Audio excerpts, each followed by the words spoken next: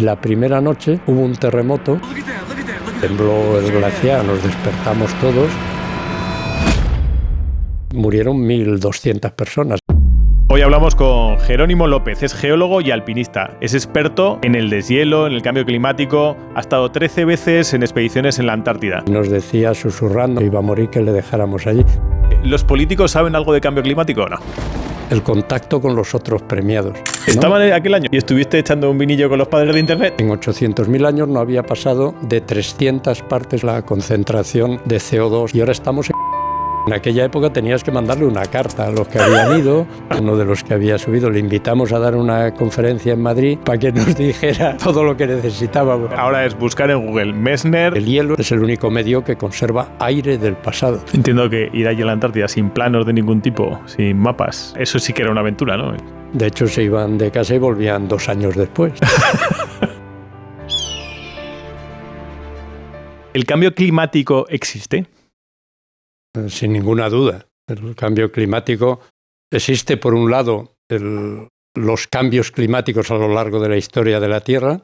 Este planeta tiene 4.600 millones de años y el clima es cambiante por definición. Desde que hay atmósfera hay cambios del clima.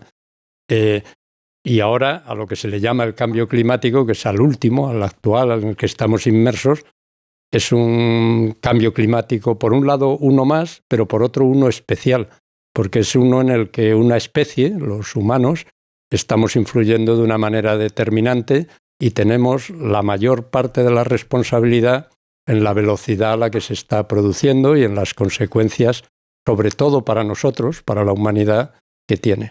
O sea, la respuesta es sí. Sí, está habiendo un cambio climático. O sea, cosas como la Dana de Valencia, ¿se va a repetir con más asiduidad? Sí, aunque no hubiera ocurrido este desastre reciente, la región del Levante español, del entorno del Mediterráneo, está expuesta a ese tipo de fenómenos.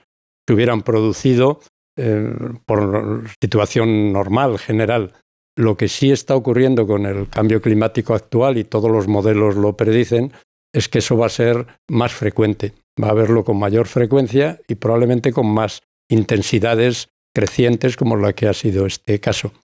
Unido además a otro factor, que con una ocupación mayor del territorio, un urbanismo creciente, una sobrepoblación en esas zonas, hay que estar muy atentos a que eso se puede producir para evitar los riesgos, porque la catástrofe se ve aumentada también por la exposición a ese riesgo que ha aumentado. ¿Es posible predecir de alguna forma eso? ¿Ese tipo de eventos o es complejo? Es complejo, sobre todo hoy en día con los modelos meteorológicos, y lo hemos visto en este caso, ha habido avisos previos a que iba a ocurrir. Cada vez de manera más precisa, la predicción meteorológica nos avisa de lo que va a ocurrir días antes, porque hay imágenes satelitales y hay modelos que indican la evolución que va a tener aquello. Sí, en una medida se puede predecir. ¿Por qué está subiendo la temperatura del planeta? Bueno, la temperatura del planeta está subiendo por varios motivos. Uno de ellos es que ha aumentado considerablemente la concentración de gases de efecto invernadero en la atmósfera. El CO2, el metano, presencia en la atmósfera hacen que se relance de nuevo al exterior de la atmósfera, de la capa baja, la radiación solar, sino que ese calor se conserva como en un invernadero cerca de la superficie. Y esos valores de CO2, por ejemplo, que en la actualidad son 420 partes por millón, están muy por encima de lo que ha habido no ya en los últimos siglos e incluso en los últimos milenios. Y desde hace mucho tiempo no hay valores como los actuales en la atmósfera de CO2. El CO2 no había pasado, por ejemplo, por dar un dato, que no, supongo que no quieres que entremos en muchos detalles. Sí, siéntete libre. Pero, y eso nos lo indica algo que me queda cercano. El hielo de la Antártida, ¿no? ¿Sí? Ha demostrado, a través de las burbujas de aire que se quedan contenidas en ese hielo profundo que se obtiene con sondeos, que a lo largo de 800.000 años, que es el hielo más antiguo estudiado hasta ahora. ¿Cuántos años has dicho el hielo más antiguo estudiado? 800.000 años. 800.000 años. Claro, el hielo viene de las nevadas, ¿no? Nevó, la nieve tiene mucho aire en medio, los copos de nieve, caen otras nevadas, se va prensando, pasa a ser una neviza y al final un hielo glaciar muy prensado, pero conserva esas burbujas de aire. Cuando ahora lo sondeamos en los sitios adecuados, como es la Antártida, donde hay un enorme espesor y hielo muy antiguo, al extraer esas burbujas se puede analizar qué gases de efecto invernadero había en el momento en el que estamos obteniendo las burbujas. ¿Y las partes por millón que había en aquel momento? Y de eso, que es un dato constatable, fehaciente y publicado adecuadamente, en 800.000 años no había pasado de 300 partes por millón la concentración de CO2 en el aire. Y ahora estamos en 420.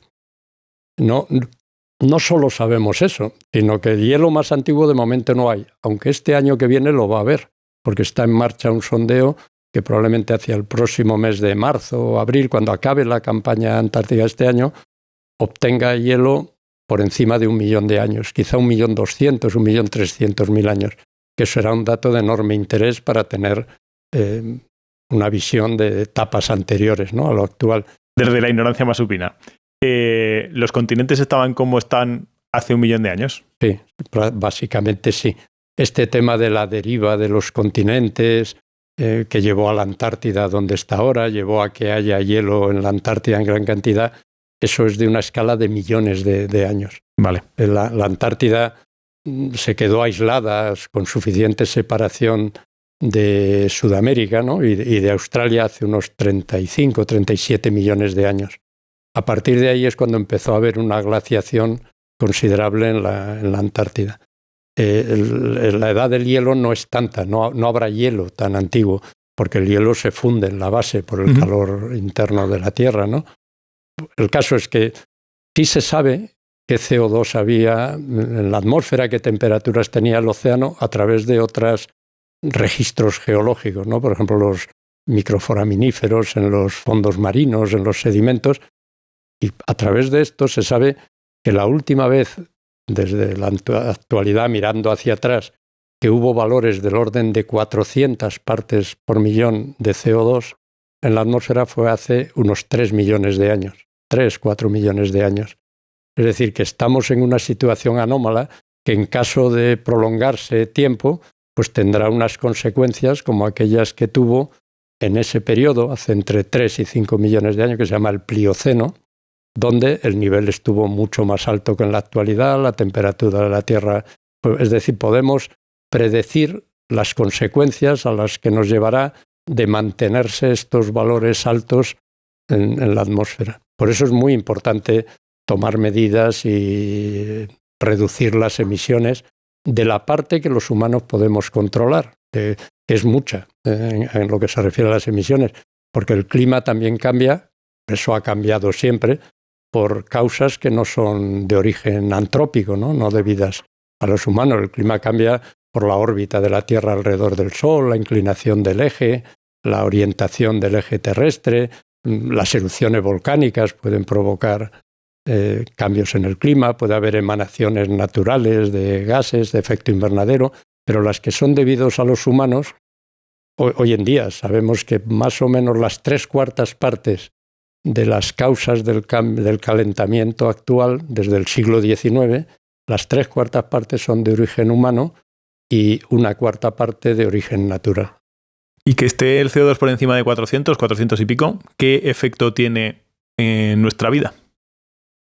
Bueno, pues tiene, por ejemplo, lo que nos ha recordado el IPCC, ¿no?, el Panel Intergubernamental para el Cambio Climático de las Naciones Unidas, que es la fuente más recomendable para ir a buscar información si uno quiere, porque son miles de científicos de todo el mundo, reúnen todo lo que se publica en medios acreditados, lo ponen en conjunto, y de ahí viene ese acuerdo que se tomó en estas conferencias de las partes, ¿no?, del convenio marco que hay para estos temas en la ONU, que es el Acuerdo de París, que dijo que no deberíamos subir de 1,5 grados. Al principio dijeron 2 grados, pero luego se rebajó a 1,5 grados por encima de los valores de temperatura que había en la Tierra a finales del siglo XIX, que venían de los inicios de la Revolución Industrial. A partir de ahí es cuando ha habido un aumento progresivo que se ha intensificado a partir de los años 1950, 1960, ha aumentado el crecimiento de la temperatura, ¿no? Y la recomendación es no pasar de esos valores. Y no es una ocurrencia, no es que se les haya ocurrido 1,5 grados de casualidad, eso equivale a 450 partes por millón. Es porque si no hacemos esa reducción de gases de efecto invernadero, la proporción va a ser por encima de 600 hacia mitad del siglo XXI y va a llegar a mucho más, a 900 a finales del siglo XXI, hacia el año 2100.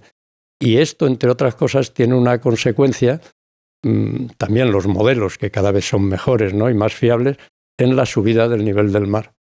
Si no pasamos de 1,5 grados, en los próximos 3, 4 siglos, el mar probablemente no suba más de 1 metro. Si pasamos de 2 grados, podría llegar a 4 o 5 metros de subida el nivel del mar. Y si no hiciéramos nada, si ahora no se toman medidas, se continúa con el ritmo de emisiones que hay, en el año 2100 los niveles del mar en el conjunto del planeta podrían estar por encima de 10-12 metros por encima de los actuales.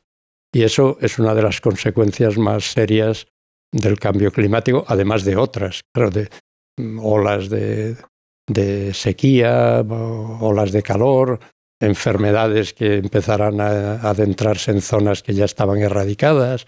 Es un problema serio, más que para el planeta, porque a veces uno lee incluso cosas, ¿no? Se va a acabar la vida no se va a acabar, y al planeta le da un poco más, igual que haya más hielo, menos, que el mar esté, porque lo ha estado a lo largo de la historia. Para quien es un problema es para la humanidad. Para una humanidad que somos más de 8.500 millones de habitantes, que sigue creciendo. El problema es para la humanidad más que para el planeta. ¿Qué herramientas tenéis los geólogos? Porque cuando hablamos de sequías siempre hay alguno que dice, oye, si no tenemos datos de hace más de 60 años de pluviometrías exactas, de pluviómetros y demás, pero vosotros sí que tenéis datos para ver cuándo hubo sequías o cuándo hubo épocas en las que llovió más. ¿Cuáles son las herramientas que tenéis de CSI, digamos, para saber qué es lo que pasó hace millones de años? Aparte de esas... ¿En el hielo también se puede ver las sequías o no? ¿O lo hacéis más en el fondo marino?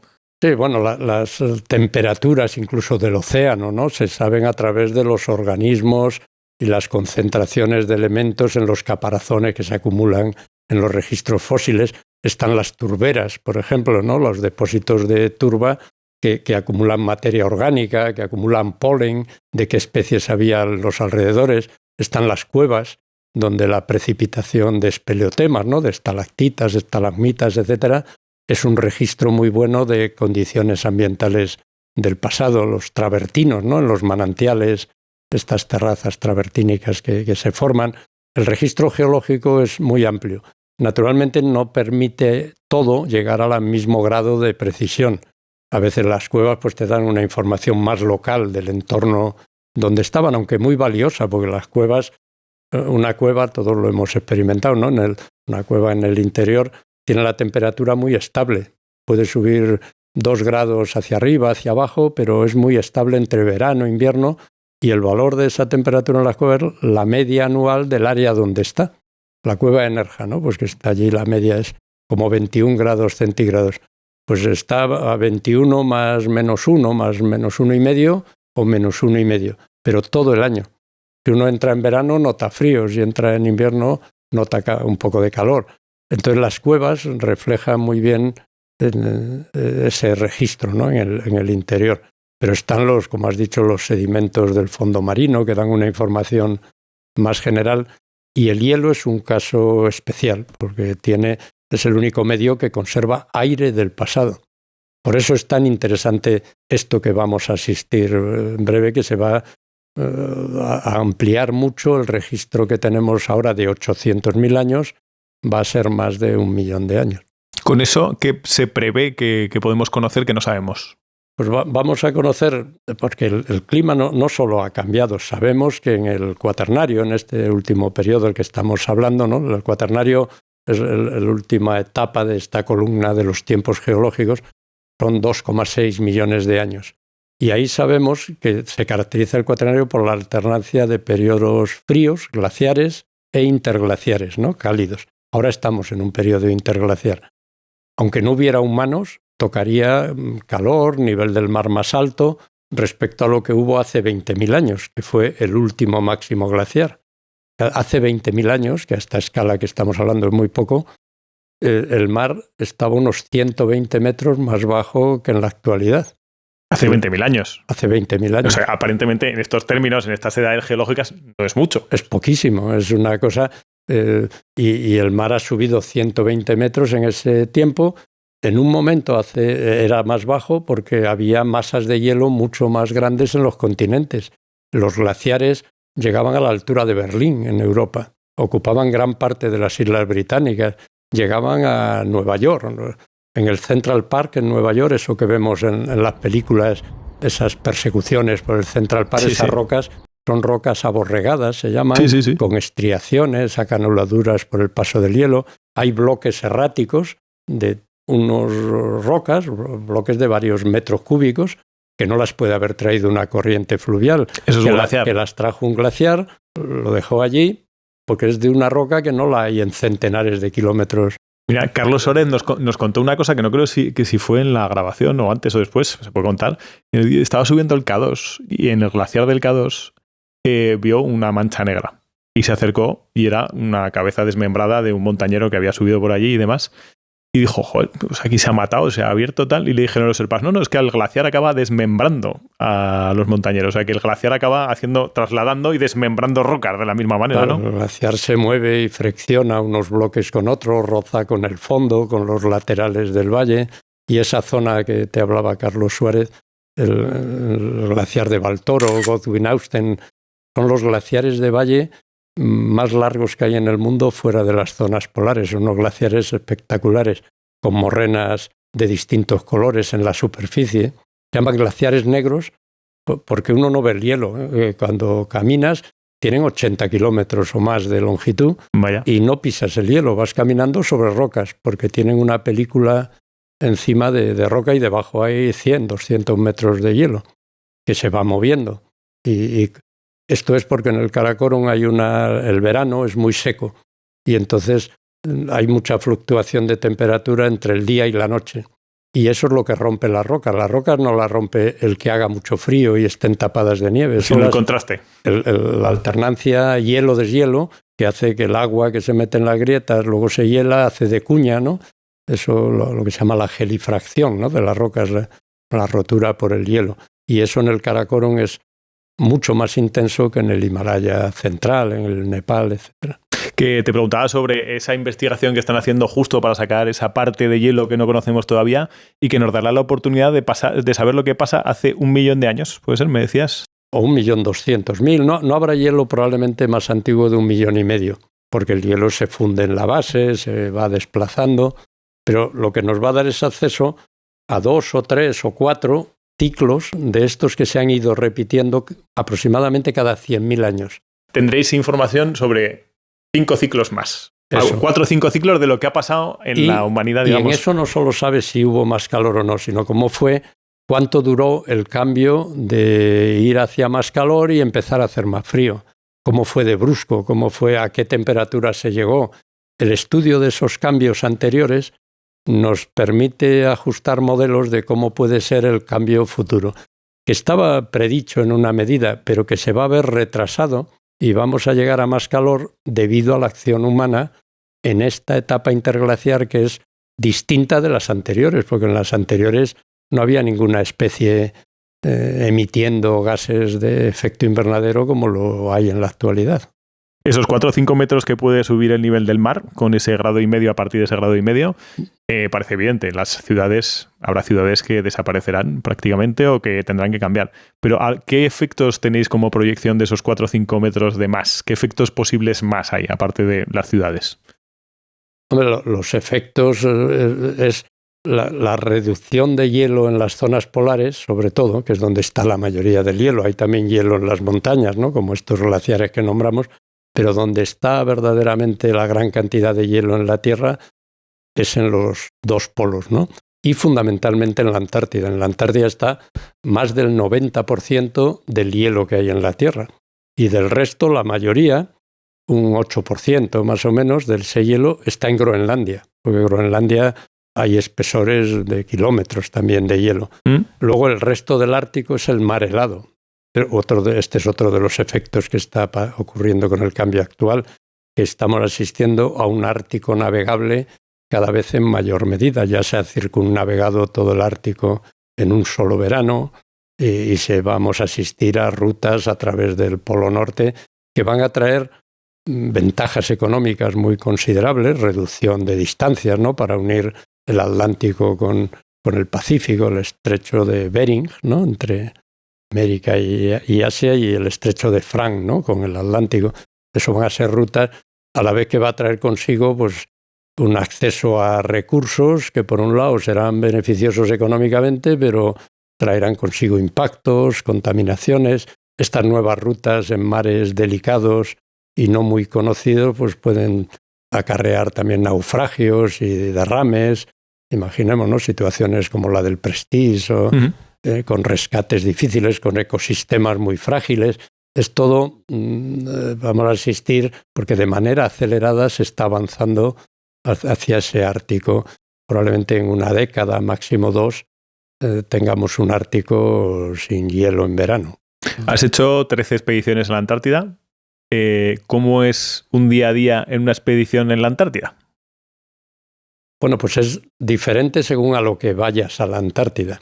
Si eres ¿A qué se va a la Antártida? Porque, por ejemplo, en el círculo científico hay científicos de todas las especialidades, porque hay gente que estudia la atmósfera, el espacio. La Antártida es un observatorio espacial privilegiado, muy excelente.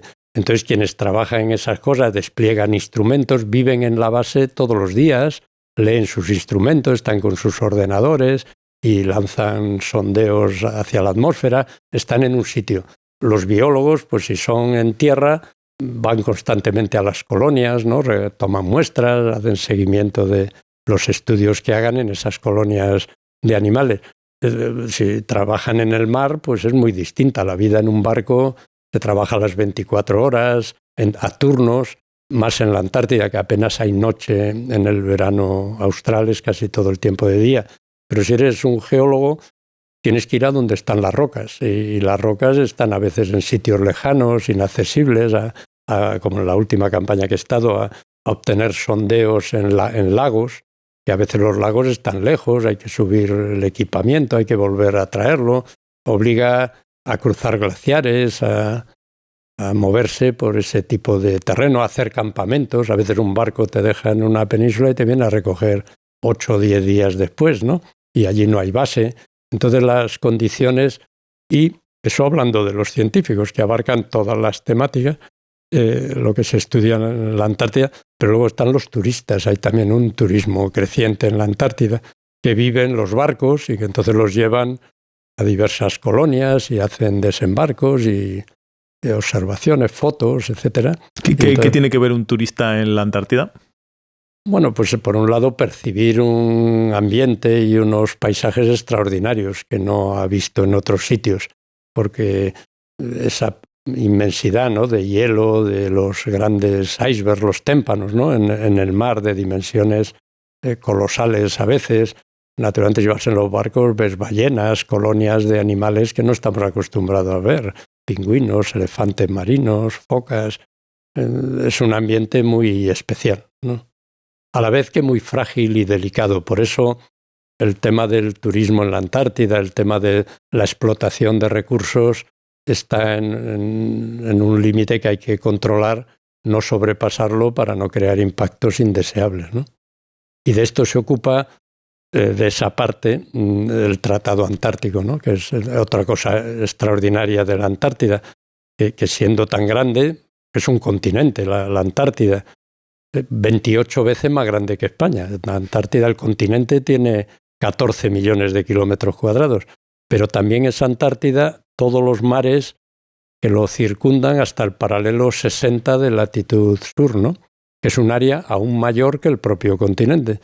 Todo ese ámbito del paralelo 60 hacia el sur es el ámbito regido por este tratado extraordinario que se hizo, se acordó en 1959, pero entró en vigor en 1961 y que es estupendo que haya durado hasta la actualidad, ¿no? Que empezó con 12 países miembros que lo promovieron y hoy en día tiene 29 que tienen el máximo nivel y 55 que lo reconocen, ¿no?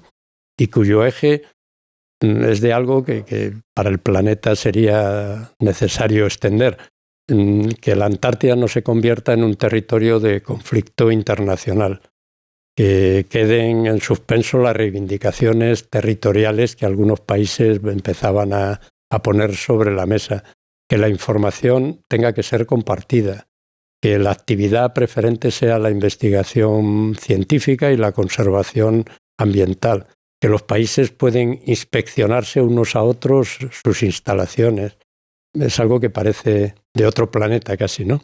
Eso se da en la Antártida. Eso se da en la Antártida, eso es el Tratado Antártico, cuya finalidad es esa, evitar que se convierta en un territorio de conflicto, y lo promovieron inicialmente un acuerdo entre los Estados Unidos y Rusia, y acordaron que fuera así, y se han uniendo otros países, y eso está vigente desde el año 1961. Pasando a veces por etapas un poco de crisis, naturalmente cuando la Guerra Fría, actualmente no es uno de los mejores momentos, no. Sabiendo, ya os lo podéis imaginar, tal como está el mundo, ¿no? Pero en esos momentos se baja el tono, se procura hacer menos avances, pero no romper el tablero de juego, ¿no? Porque pero ahí en la Antártida conviven, digamos, investigadores americanos y rusos, por ejemplo, y colaboran, o incluso en las etapas de Guerra Fría había comunicación entre ellos, porque en esa época y en un lugar tan alejado, naturalmente cada país tiene su instalación, pero está obligado a compartir la información y dedicarla a fines pacíficos, ¿no? Que ese es el objetivo del tratado, porque una cosa importante del tratado es que los temas importantes, no cualquier pequeña cosa, hay que aprobarlo por unanimidad de todos los miembros. Entonces los avances a veces son lentos y laboriosos, pero luego son bastante estables, ¿no? Y hasta ahora pues se ha ido manteniendo de esa manera. Y el propio tratado, que tenía esos principios que he comentado, ha ido evolucionando, ¿no? Y se ha visto muy reforzado por algo que hoy en día es un eje fundamental del sistema del Tratado Antártico, que es lo que se llama el Protocolo para la Conservación del Medio Ambiente Antártico, que es conocido internacionalmente como Protocolo de Madrid, porque se firmó en Madrid tras 3 reuniones. Las delegaciones fueron a su país, volvieron, y este acuerdo está enfocado a la conservación ambiental. Tiene 6 anexos dedicados a aspectos ambientales, ya muy en detalle, y tiene un punto de enorme importancia cuando entró en vigor y que se mantiene, y es la prohibición durante 50 años, desde que entró en vigor, de la explotación de minerales en la Antártida, porque eso traería, la minería tiene impactos ambientales, y más allí, que hay muy pocas áreas sin hielo en verano, muy poca agua líquida. Esas áreas sin hielo es la que usan las colonias de animales para reproducirse, como habría que fundir agua, porque la minería necesita agua, habría que llevar combustible para ello, petroleros moviéndose en esos mares. Es toda una cadena de problemas que el Protocolo de Madrid, que este protocolo se aprobó en 1991 y entró en vigor en 1998, tardó 7 años hasta que lo ratificaron todos los países en sus legislaciones, y es decir, que 50 años desde ahí es 2048. Hasta el año 2048 no se puede explotar minerales en la Antártida, y a partir de ahí se verá lo que se hace. Cuando se acerque esa fecha habrá que movimientos probablemente, En cambio, el tratado, que a veces se confunde eso, el Tratado Antártico, ese de 1961, está vigente sine die, o sea, no tiene fecha de caducidad hasta que se discuta, hasta que se discuta lo que no se debe discutir, ¿no? Que 13 expediciones dan para mucho. Habrás tenido anécdotas de todo tipo en esas expediciones, pero ¿se siente soledad en la Antártida? Bueno, te sientes muy lejos de las cosas habituales. Cada vez menos, porque las comunicaciones, como pasa en la montaña, han ido avanzando en tal medida que hoy en día en las bases, en los barcos, tienes internet, puedes recibir y mandar WhatsApps, puedes trabajar y consultar en internet las cosas si hay una etapa de mal tiempo, puedes ver películas, algo que antes, incluso cuando yo he ido las primeras veces, hace unos 35 años, no era así. Teníamos que hablar por radio, cuando se podía, era muy distinto. De todas maneras, en las bases se está con más gente, grupos reducidos, pequeños, pero las campañas de verano, lo que es el verano austral, ¿no? Que es ahora desde noviembre a marzo, ¿no? Más o menos el verano en el hemisferio sur. Es muy distinto porque hay luz casi todo el día, pero hay trabajos que lo requieren y bases, una cuarentena de bases están abiertas todo el año. Entonces hay gente que está todos los meses de invierno que a la vez son de oscuridad, en grupos más pequeños, que también hoy en día se ha facilitado por el acceso de las comunicaciones, ¿no? Vía satélite, pero antes sí que había unas situaciones de aislamiento y de soledad más duras. No digamos en la etapa de la época heroica, ¿no? de las expediciones antárticas a principios del siglo XX, ¿no? Con Scott, Shackleton, Amundsen, todo. Eso era otra dimensión, ¿no? Entiendo que ir allí a la Antártida sin planos de ningún tipo, sin mapas, en esa época. Eso tenía que ser eso sí que era una aventura, ¿no? Eso sí que eran... De hecho, se iban de casa y volvían 2 años después. No. Si volvían a una casa, es decir, volvemos a esa casa que creo que tenía, ¿no? Que como vicepresidente de este comité de investigación de la Antártida, recibiste o recogiste, digamos, el premio Príncipe de Asturias. ¿Cómo se siente uno recibiendo el Príncipe de Asturias? Bueno, este premio que yo recogí en nombre de ese comité, el SCAR se llama, ¿no? El comité, en inglés son las siglas del Comité Científico para la Investigación en la Antártida, que hoy en día reúne a 46 países y que es el encargado de coordinar y promover la investigación científica.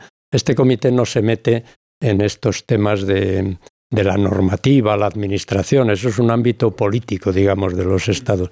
Esto es un comité formado por científicos, miles de científicos de todas las especialidades, y fue pues una satisfacción muy grande para el propio SCAR, ¿no? Recibir ese reconocimiento que venía acompañado de un cierto dinero, aunque este premio debo decir que tiene mucho más prestigio que dinero detrás. Hay otro anote usted, señor, el que lleva el premio, que un poco más de dinerete, Lo compensa con creces en la enorme proyección y reconocimiento que tiene, y fue un honor pues extraordinario y que recogimos con mucha satisfacción, y que el SCAR y la comunidad internacional lo recuerda. De hecho, nos planteamos en aquella época, ¿no? Primero el comité ejecutivo, ¿no? En el que yo formaba parte, pero luego también el propio conjunto, qué hacer con ese dinero. Y lo que se hizo es algo que creo que fue muy buena idea.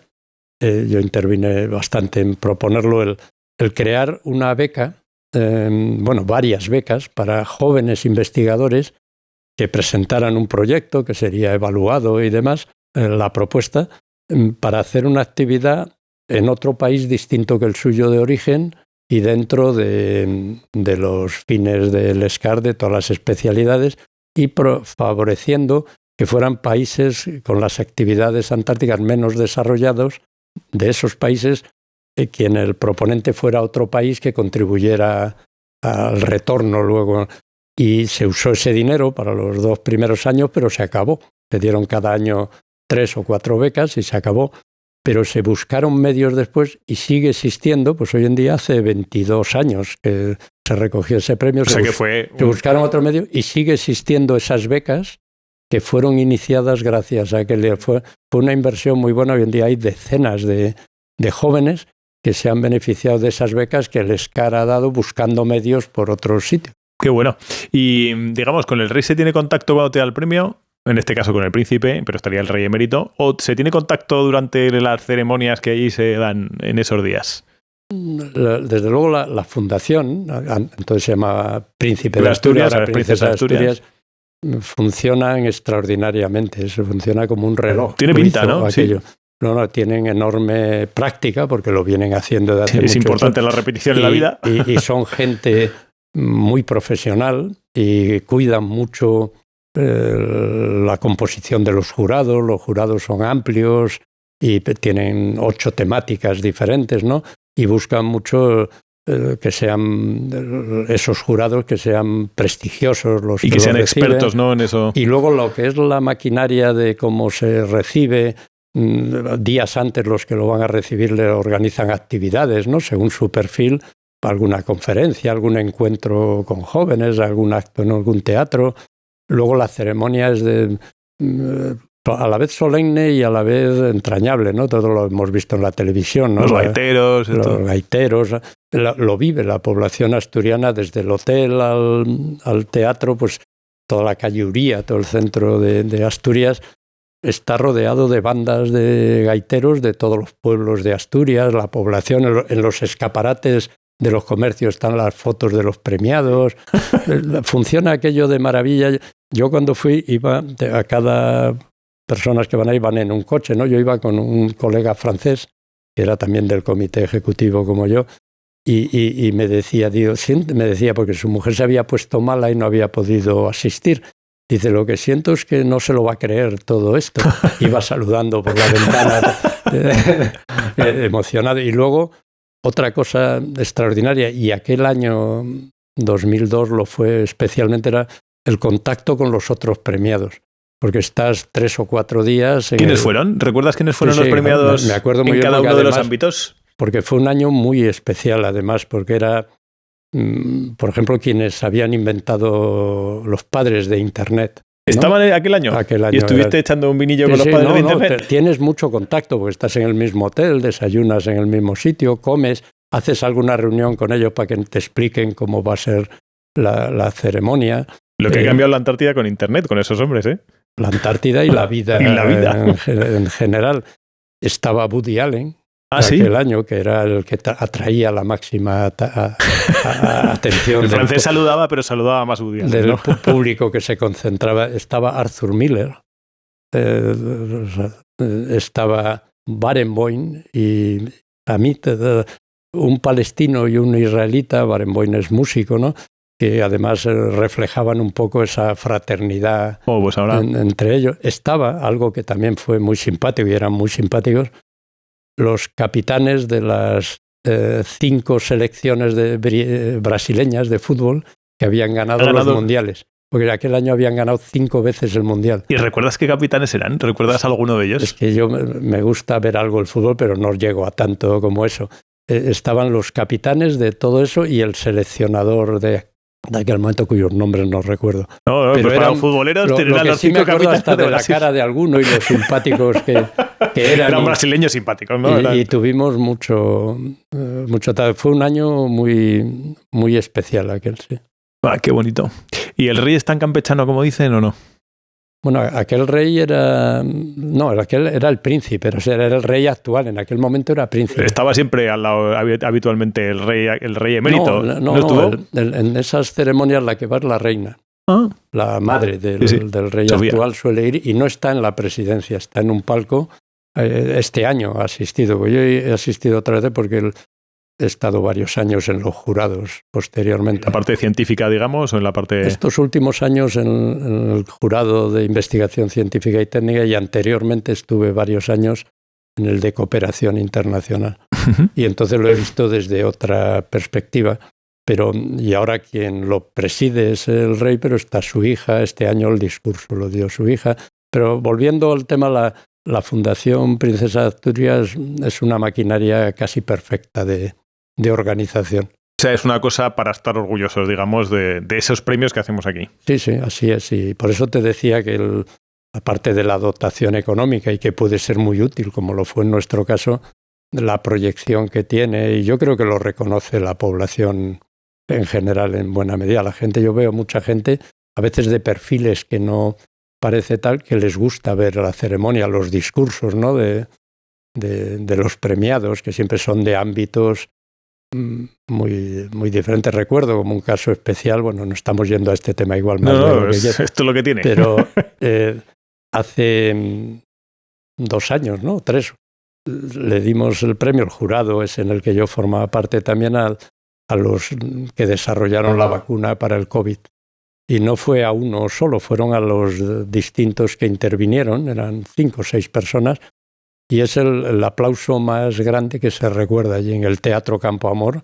Duró varios minutos, vamos, la gente en pie, porque era el momento de que se veía una luz al problema de la pandemia, ¿no? Bueno, es que en la humanidad, o sea, que recordemos, digamos, un momento tal con unos investigadores que han hecho tanto para salvar vidas, seguramente no habrá sido... En tan poco tiempo. En tan poco tiempo. Eso es un reflejo de cómo la ciencia es importante y cómo cuando se invierte, cuando se ve un problema, cuando se hace con cooperación internacional, compartiendo la información, como ahí se hizo, y con un interés de la sociedad grande en invertir en ello, se llega a soluciones. Que en las 13 expediciones de la Antártida, ¿cómo se ve desde la lejanía? ¿Cómo se ve España desde la Antártida? Bueno, pues se ve lejos. Cuando estás en la base española lo tienes más cerca, sí, porque aunque hay algún extranjero, la mayoría... Comeréis bien, ¿no? Comeréis mejor que en otras bases. La comida es buena y es de... Yo he estado a veces en bases coreanas, en bases argentinas, uruguayas, neozelandesas. Una campaña fui con Nueva Zelanda, varias veces en bases y barcos ingleses, donde hay otras ventajas, no en el ámbito alimentario, pero no es que sea malo, pero es de otra cultura, ¿no? ¿Qué te motivó a ti a trabajar en la Antártida? Digamos, ¿cuál fue tu motivación principal? Bueno, la primera cuestión esencial que me permitió eso y por lo que me animé a presentar un proyecto en ese ámbito es que en España se instauró una vía para poder hacerlo.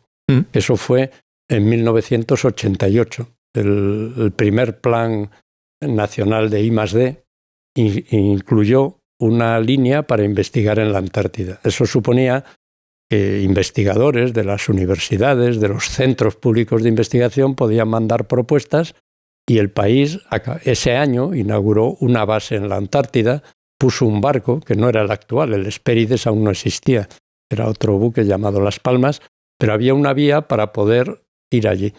Y entonces vimos eso, parecía interesante y el gran valor que tiene eso no es que se hiciera en aquel momento, es que se ha mantenido. A pesar de que ha habido momentos de más crisis económica, ha habido que bajar en algún momento la financiación, pero lo importante es que no se ha cortado y tiene una enorme importancia la continuidad en estas cosas, no tener que volver a empezar de cero. Naturalmente, cuando fuimos la primera vez, sabíamos poco de la Antártida, de lo que allí se hacía. Nos habían enseñado poco aquí. En España no había una tradición, aunque sí una historia lejana, porque España en los inicios de la exploración marítima tuvo un papel clave, ¿no? En España en 1604, probablemente las primeras personas que vieron la Antártida fueron navegantes españoles. Sí. Llegaron a bajar hacia el sur y reflejaron en su cuaderno de bitácora que habían visto montañas con nieve como en Noruega, ¿no? Y probablemente fueron los primeros en ver la Antártida. Y esto era unos 170 años antes que los viajes de Cook, de los británicos. En esa época la España y su extensión, ¿no?, por los mares del Atlántico Sur y fue extraordinaria, ¿no? Las islas del entorno de España tuvo ahí una etapa, pero en esos inicios, ¿no? Luego no se mantuvo y en estos momentos de crearse el tratado, los avatares históricos, España no estuvo presente. Entonces, cuando eso pudo ser posible, que fue a partir de la segunda mitad de los 80, 1988, te decía, que se instauró el programa, que inauguró la base. España entró como miembro consultivo en el Tratado Antártico un año antes había entrado en el SCAR en 1987, pues eso nos dio, no solo a mí y a mis colegas cercanos, sino a la comunidad científica española, una vía para ir adentrándonos en ello y hacer, como muchos han hecho, y nosotros hicimos en aquel primer momento, mis dos compañeros y yo dijimos, oye, de esto nos vamos a meter en ello, antes tenemos que saber qué hacer allí, ¿no? Con nuestras capacidades y no ir a repetir lo que hayan hecho otros.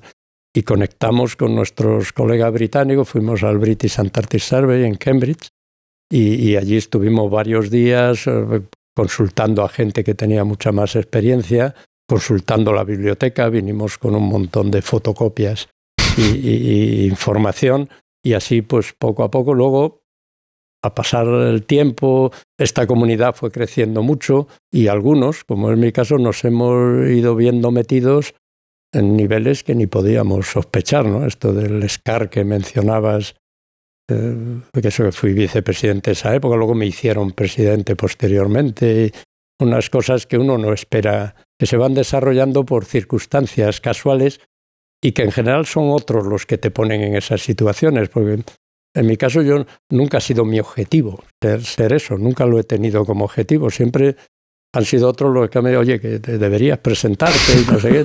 Uno tiene resistencias porque en esas cosas parece, la gente lo ve de fuera luego y dice, parece que es un honor, ¿no? Pero lo que es fundamentalmente es un trabajo y una responsabilidad en la que te tienes que implicar mucho, ¿no? Y al final, pues, van sucediendo cosas inesperadas en la vida. ¿Cuáles son los principales aprendizajes que te ha dado la Antártida? Bueno, me ha dado, por un lado, una constatación de la enorme importancia de la cooperación internacional, de que los objetivos importantes para la humanidad, para la ciencia, para ahora resolver el problema del cambio climático, lo que hemos hablado, tienen que venir por un ánimo de sentimiento colectivo de la humanidad y de cooperación, no de competición y eso la Antártida es un marco extraordinario y único en el mundo, tener un continente y un territorio tan grande alrededor que no es de ningún país, que se administra colectivamente sobre principios como los que hemos dicho, ¿no? De paz, de investigación, de no guerras, el tratado prohíbe las armas, las instalaciones militares, las inspecciones están permitidas, ¿no? Todo eso es una realidad que la Antártida es un ejemplo muy a tener en cuenta. Y eso, entre otras cosas, pero vamos, destacaría eso que te digo. ¿Para ti personalmente te ha hecho crecer la Antártida en algún aspecto? Sin duda, en mucho me ha dado perspectivas, incluso el verme en esas posiciones que me he visto, perspectivas que no tenía antes, que veo las cosas con una perspectiva que no es solo la de donde yo trabajo, de mi universidad, de mi ciudad, de mi país incluso, que las cosas son mucho más amplias. Incluso eso se vio ampliado, porque unos años después, el 2007-2008, se celebró el 4º año polar internacional, ¿no? en el mundo. El anterior había sido 50 años antes. Y el primero había sido en el siglo XIX, es decir, cada 25 o 50 años, 4 veces la humanidad ha tomado como foco los polos, los dos, el Ártico y la Antártida, ¿no? Y abordarlo colectivamente, una investigación en los polos. Y sin pretenderlo, y otros me propusieron, de otros países incluso, eran de otros países, y me vi metido en el comité que le tocó organizar eso. Y luego me hicieron copresidente de ese comité al final.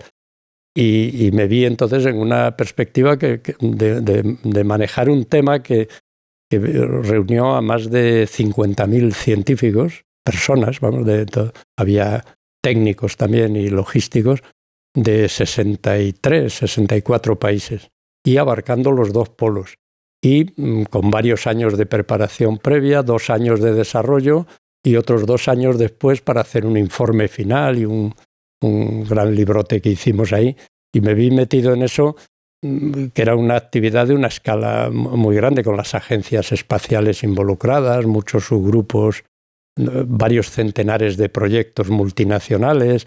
La riqueza de hacer eso frente a colegas de otros países, de Asia, de Europa, éramos una quincena de personas los que estábamos organizando eso, es una valiosísima perspectiva, ¿no? que uno tiene la oportunidad de recibir, y me siento muy afortunado, ¿no? de haberme visto en esa cosa que, repito, me han puesto otros. No, estas cosas no, creo yo, no funcionan que uno quiere. Yo quiero ser eso y toda su vida lo dedica a hacer esfuerzo o hace movimientos para hacer aquello. Las cosas ocurren de manera más natural de lo que uno cree a veces.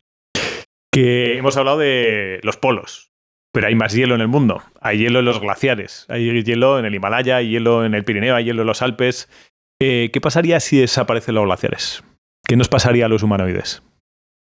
Si fuera de las áreas polares, el resto de glaciares que hay tienen enorme importancia. Ahí la cifra sí que manejan las organizaciones que se ocupan de eso es que existen unos 200.000 glaciares en el mundo fuera de las áreas polares.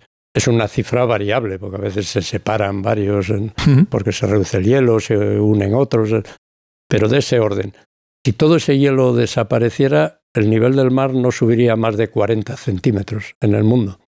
Eso es menos del 1% de lo que desaparece, de lo que ocurriría si le ocurre al hielo de Groenlandia y la Antártida. Es decir, para el nivel del mar y para esos efectos es pequeño el efecto. Pero sin embargo es de enorme importancia para quienes viven al pie de las cordilleras, para los ecosistemas en las zonas de montaña, para proveer de agua en la época seca y cálida del verano, ¿no? Al pie de las montañas.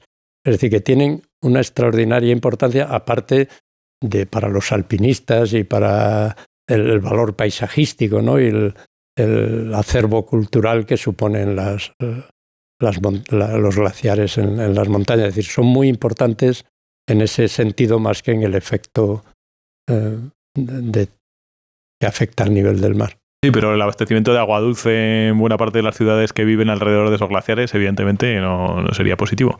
¿Cuándo empieza tu relación con el hielo? Porque al final has tenido una relación estrecha con el hielo. Pero ¿tú recuerdas la primera vez que pisaste un glaciar, un nevero, por hacer algo un poco más pequeñito? ¿Lo recuerdas? Sí. Bueno, yo empecé a ir a la montaña muy de niño. Yo nací en Galicia y allí las montañas tienen poco, no hay glaciares en Galicia, claro. Los hubo en tiempos muy remotos. Pero no había humanos incluso viviendo. Pero sí me acerqué a la naturaleza, luego me vi conectado con empezar a escalar, con 12, 13 años, estudiante ahí. No había pisado hielo, ¿no? Pero poco a poco me fui introduciendo y que quizá fue con 14, 15 años que fui por primera vez vine a los Pirineos y luego a los Alpes. Y ahí sí que ya vi y pisé los primeros glaciares y ya en esa edad, 14, 15 años, ya estaba involucrado en subir montañas y todo aquello, el ver esos glaciares, esos paisajes, esas rocas, ¿no? Plegadas en las montañas, es lo que me condujo a estudiar geología, a querer entender mejor cómo se formaban esos aspectos naturales, ¿no? Cómo las rocas podían doblarse de esa manera inverosímil que veía en los mantos del Monte Perdido, en Gavarní, ¿no? En el Pirineo. Que es espectacular, ¿eh? Para los que no lo conozcáis el Pirineo y no conozcáis Monte Perdido y Ordesa y demás, merece la pena. Que Jerónimo no lo va a decir, ya lo digo yo, pero fue el primer español que subió uno de los 14 8000. Es así. ¿Cuál fue? Sí, el Manaslu. El año que viene hará 50 años, en 1975. Era la segunda expedición que íbamos al Manaslu. Yo con 20 y pocos años, el año 73, fuimos a intentar 8000 que está en el Himalaya del Nepal. No lo conseguimos. 2 años después, el 75, mi compañero Gerardo Blázquez y yo, junto con un Sherpa, nos tocó de aquella expedición, que había otros compañeros, ser los que subimos más arriba, ¿no? Y sí, fue Yo había ido 2 años antes del 73 a Alaska, al Monte McKinley, otra expedición, y ahí también vi mucho hielo. ¿Cómo era el himalayismo en aquel entonces? Porque la información que hay ahora, digamos, la comunicación de los planos, los mapas, la forma, la ropa técnica, supongo que sería una cosa totalmente diferente a la actual. Muy, muy distinto, como lo era en los años 20, 30, la que llevaban Mallory, Irvine y todos aquellos pioneros. Aún más justitos, iban aún más justitos. Y luego Tenzin y Hillary y demás en los años 50, ¿no? Y los franceses en el Annapurna. Todavía eso es más allá, es decir, la cosa no empieza cuando fuimos nosotros. Pero sí, cuando fuimos al Manaslu hicimos la 5ª subida a esa montaña. Entonces la información era muy escasa. Era la 5ª vez que se subía. Que se subía, sí, la habían subido japoneses antes y unos alemanes y austriacos. Pues en aquella época tenías que mandarle una carta a los que habían ido, le hacías cosas como lo que hicimos con Messner, que era uno de los que había subido. Le invitamos a dar una conferencia en Madrid y con tal motivo le tuvimos allí 2 días y le hicimos un 3er grado en el hotel para que nos dijera todo lo que necesitábamos. Ahora es buscar en Google Messner, subidas de... Antes era, manda una carta a Messner, me espera que conteste, voy a ver si me hace una conferencia. Posteriormente le hago las preguntas, o sea, que era una investigación. Bueno, ahora en muchos casos entras en Google y tienes en Google Earth imágenes de las montañas, escribes a una agencia y te lo organiza todo. En aquella época, todo esto que has dicho, ¿no? El acceso a la información era más difícil. Pero lo otro que decían, las comunicaciones, el llegar al pie de la montaña. Llegar al pie del Manaslu nos llevó 13 días, hoy en día se tarda 5, porque partes una pista para vehículos todoterreno, han hecho puentes nuevos que te hacen ir por la ladera más favorable del río, en lo otro tenías que hacer cruces complicados de los ríos, ha cambiado mucho, no había agencias de trekking en Katmandú, tenías que dedicar varios días a contratar los porteadores, a seleccionarlos, a acercarte a la montaña, cosa que ahora se ocupan las agencias, incluso los sherpas. En aquella época los expedicionarios de aquí les hacíamos un cursillo a los sherpas para usar los crampones, el piolé, los nudos. Hoy en día las agencias de trekking en los 8000 ofertan un cursillo a los clientes occidentales o orientales que se apuntan, ¿no? Porque ellos son mucho más expertos. Hoy en día hay sherpas que han hecho cosas... Me refiero en ese himalayismo masificado, ¿no? Que se da hoy en día, que es el otro gran cambio. La frecuentación de las montañas, estas colas, ¿no? Que hemos visto, que vemos recientemente, sobre todo en los 8000 y en particular en el Everest.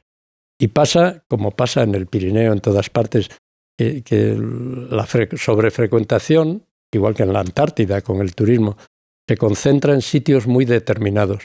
Los que hay más información, los que las agencias ofertan más, donde con el menor esfuerzo ves lo más espectacular, y al lado tienes montones de valles, de montañas, de sitios que vas a estar igual de solo que antes. Pero igual son montañas que nadie conoce, la gente le gusta decir que ha subido a una montaña que conocen otros, no digamos el caso del Everest, que ya es un extremo límite, ¿no? Que cuando subiste el primer 8000, el primer de los 14 8000, ¿tuviste repercusión mediática? O sea, cuando llegaste a España, ¿la gente quería hablar contigo o no? No, muy poco. En aquella época el alpinismo, alguna noticia salió en la prensa, había algún periódico deportivo que alguien que se ocupaba de los temas de montaña le dio más presencia. Sí hubo una presencia, pero no llegaba a aspectos mediáticos, pasaba rápido aquello. No tuvo una repercusión notable que pudiéramos decir, y no a la escala de hoy en día, cuando alguien hace algo como lo equivalente a lo que era entonces hacer un 8000, porque tenía unas características. Hacer un 8000 entonces muy distinto a lo que tiene hoy en día. Hoy en día subir un 8000 por la vía normal no se puede llamar alpinismo de alto nivel. Hay otras actividades en montañas no tan conocidas, no tan altas a veces, que sí son logros extraordinarios. Hoy en día se hacen cosas extraordinarias en el alpinismo, pero son precisamente cosas de las que solo se enteran unos círculos pequeños, ¿no? puede ser que eso sea extrapolable a cualquier otra cosa de la vida. Es verdad que yo creo que ya es una edad geológica, es decir, antes o después de las redes sociales o de Internet, ¿no? Me parece que lo que pasó antes de eso no existe. Y de hecho las cosas que más repercusión pueden tener no tienen que ver con las más excepcionales o las más raras o... Eso pasa también en la montaña, ¿no? Entiendo. Sí, y yo creo que cada vez hay más desconocimiento de la historia del pasado. Hay mucha gente que desconoce lo que se ha hecho antes. Es todo lo actual, ¿no? Y pasa a ser aparentemente lo más importante, lo que tiene más repercusión, lo que tiene más likes, ¿no? Parece que es lo más importante y lo que no está en esos círculos, pues prácticamente no existe, ¿no? No tiene repercusión. Pasa, yo creo que en muchos ámbitos eso. A la vez que hay gente que hace cosas extraordinarias, como siempre, ¿no? Y que están conectadas totalmente con la esencia del alpinismo, con afrontar retos y dificultades y explorar lugares, aportar algo. Eso no es lo que hoy en día vende en más medida, vende lo que más llegue a la gente, ¿no? Que después de aquella ascensión al Manaslu has estado muchas veces, entiendo, en el Himalaya, has estado en diferentes expediciones, me consta que has subido al Everest, que me parece una cosa... Hay un libro que tienes que está muy bien, que son las observaciones geomorfológicas en la vertiente tibetana del Everest. No solamente hay que subir al Everest, sino que hay que ir viendo qué es lo que hay en el Everest, que me parece un alarde importante. Es decir, al final, esas expediciones en el Himalaya hasta nuestros días, porque supongo que habrá sido hace relativamente poco, no sé si hace mucho o poco al Himalaya, ha cambiado mucho el Himalaya. Tremendamente, ha cambiado mucho en varios sentidos. El medio físico, los glaciares están retrocediendo, en la masificación hay muchísima más gente que va, se ha popularizado mucho, y no digamos los 8.000 y como decíamos especialmente el Everest. Esa expedición que mencionas fue el año 86, 1986. El libro, la de las observaciones geomorfológicas. Se había abierto el Tíbet del año 1981, después de 30 años de estar cerrado a los extranjeros. Conseguimos un permiso y un grupo pequeño, éramos 6 escaladores, fuimos por Lhasa, por la vertiente tibetana, que en Lhasa apenas había hoteles, no había turismo, era complicado todo. Y añadimos en la expedición una serie de estudios geológicos, geomorfológicos. Aparte de los que íbamos a intentar subir a la cumbre, venía también Eduardo Martínez de Pisón, que es buen amigo y muchos de los que nos oyen conocerán.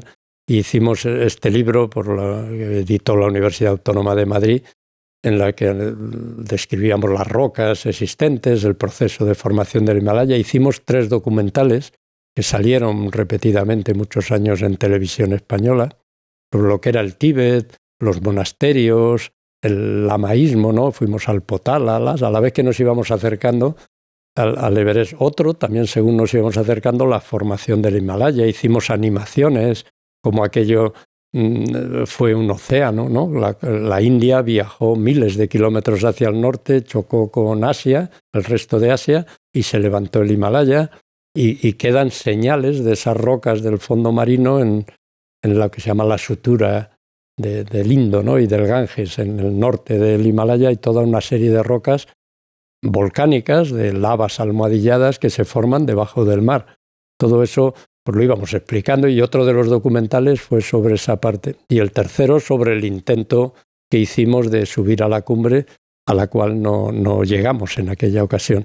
Pero 2 años después, el 88, yo volví con otra expedición, catalana en este caso, que patrocinaba Epson.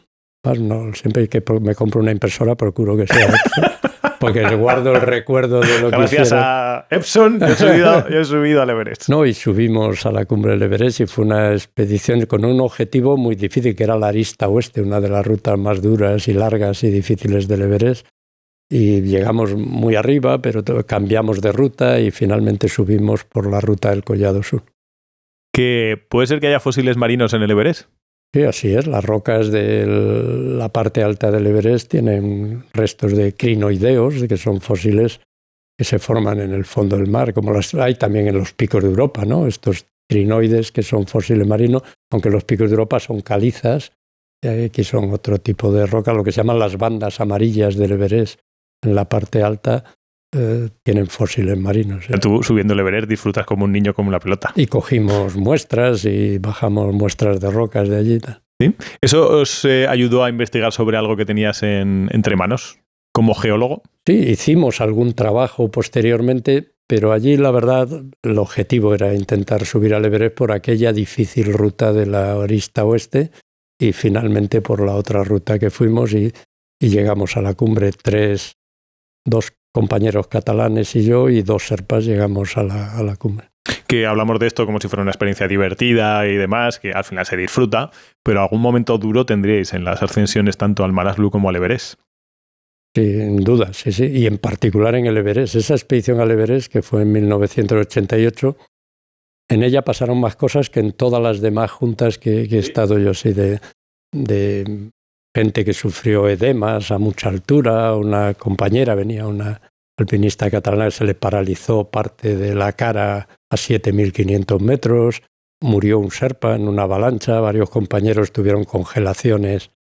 Pero en esa expedición de... Todo eso en la misma expedición. ¿Y era un sherpa que estaba con vosotros en vuestra expedición? Con nosotros y bajamos a su pueblo, lo bajamos, volvimos, yo bajé también y volvimos a subir. ¿Pudisteis recuperar? Porque muchas veces en la montaña, lo que me dicen muchos montañeros, que han pasado por aquí mucha gente que ha subido 8000, que de hecho yo creo, no sé si era Carlos, me decía, Suárez, no Pauner, me decía, una de las cosas del Himalaya es que yo quiero que me recuperen. Si me pasa cualquier cosa a mí no me da miedo. Pero hombre, un entierro sí que me haría ilusión. Es decir, y en el Himalaya el entierro a veces no es posible. Y ahí sí que pudisteis recuperar... Yo no participo de esa opinión de Carlos en lo que a mí respecta. Una vez muerto da un poco igual, pero... Sí, que tú opinas eso, decir que me quede donde esté. No le doy mucha importancia a eso, pero sí, en esta ocasión naturalmente no íbamos a dejar el cuerpo allí, lo bajamos, que fue complicado. Y además a este compañero con congelaciones que también le afectó la avalancha. Pero la cosa más grande y la más seria que a mí me ha pasado en la montaña fue después de llegar a la cumbre del Everest. Pero antes, cuando íbamos subiendo, pasamos 2 noches a 8.000 metros, prácticamente en el Collado Sur, porque hizo mal tiempo y tuvimos que pasar una segunda noche sin oxígeno. Solo teníamos una botella de oxígeno por persona, para que cada uno la guardara o viera cuando la usaba. Y ya después de esas 2 noches sin tomar oxígeno salimos hacia arriba y éramos 4 de nosotros y 2 sherpas. Y uno de los compañeros iba mal, había consumido su oxígeno, yo lo iba reservando y le di mi oxígeno, pues yo al final subí sin oxígeno y le dije que se fuera bajando. Todo esto estábamos a 100 metros de la cumbre de desnivel, a 8.750, y 600 metros de distancia, ¿no? Precisamente en la antecima sur. Esas fotos con esa cola de atasco de gente son ahí. Tengo alguna foto de ahí, solo nosotros y nadie en toda la arista, claro, que no había más gente. Y le dije que se fuera bajando. Fuimos a la cumbre 2 horas o 3, estuvimos allí 3/4 de hora, bajar otra hora y pico. Es decir, volvemos unas 4 o 5 horas después y estaba en el mismo sitio, ciego, pues no veía porque tenía un edema cerebral, no podía hablar y nos decía susurrando, no se sostenía de pie, era un peso muerto que se iba a morir, que le dejáramos allí. Y claro, lo dijo tal que así. Susurrando porque no podía prácticamente hablar y estaba casi inconsciente además. Y entonces dije, ¿cómo la vamos a dejar aquí? Uno de los compañeros que tenía mucho frío en las manos se bajó con los 2 sherpas, nos quedamos otro y yo con él. Y bajar de ahí al Collado Sur, donde teníamos la tienda, que se puede hacer en 1 hora y pico, pues igual nos llevó 9 horas más o menos. Llegamos de noche, bajando un cuerpo muerto por todas aquellas pendientes, que además eran oblicuas. No podía él no hacía pie. nada, él no se daba cuenta de nada. Y lo peor fue cuando llegamos a la zona menos pendiente, porque donde era pendiente le dejábamos resbalar, nos movíamos de lado, íbamos haciendo. Pero cuando llegamos donde se pone el plano, aquello, y ya de noche había un poco de luna, agarrados así nos caíamos al suelo porque no podíamos con él, nos enganchábamos con las cuerdas. ¿Daba algo de oxígeno en alguna botella? No teníamos nada de oxígeno. Estabais a 7, ¿cuántos serían? 8.000 metros. 8.000 metros. Eso era bajar de 8.750 a 8.000. 750 metros de desnivel. Y ahí pasamos una tercera noche sin oxígeno. Todos, porque no teníamos oxígeno. Y al día siguiente este que bajó conmigo pues tenía signos de congelaciones muy serias. El otro tampoco estaba muy, pero se quedó y nos quedamos el otro compañero y yo, Neil y yo, y se bajaron los 2 sherpas con este anterior y Neil y yo nos pasamos 2 días, los dos solos con el accidentado, bajando toda la pared del Lhotse, donde no teníamos campamento. Pasamos una noche a la mitad en un agujero en la nieve con unas tiendas rotas, pensando que se había muerto varias veces.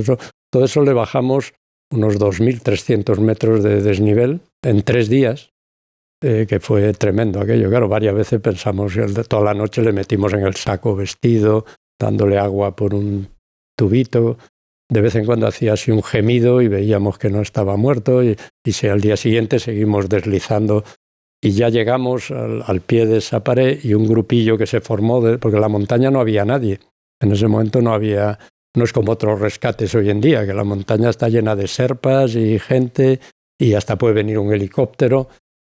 Hubo que pasar otra noche ya con estos compañeros que vinieron a ayudar, y al día siguiente se llegó al campamento base, donde un helicóptero los cogió al que había hecho la primera parte conmigo y a él, y directamente al hospital a Katmandú y luego a Zaragoza, donde estaba el equipo en España más experto en tratar las congelaciones. ¿Esto será en la MAZ o...? Ahí, exacto, y estuvieron el doctor Arregui, me acuerdo.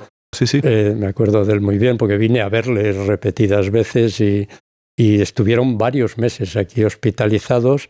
Incluso luego les pusieron un innovador sistema con una pila para activar la médula y cortarles menos parte de los dedos, ¿no?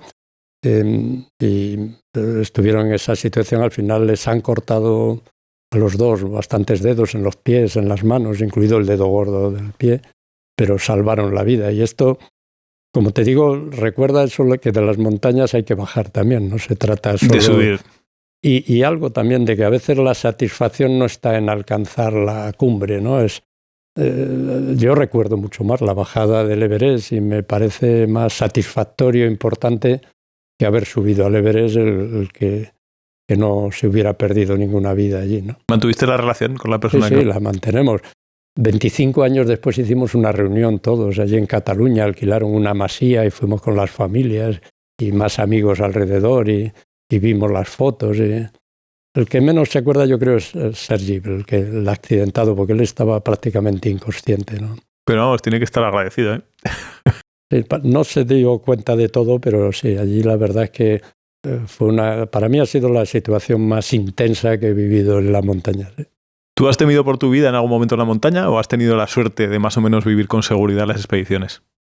Bueno, la montaña muy alta es peligrosa y las montañas difíciles pero yo siempre he sido consciente de ello y he escalado paredes difíciles en roca, ¿no? En Yosemite, he escalado a veces algunas paredes en solitario, en momentos que me he sentido muy entrenado y buscándome sistemas de autoseguro.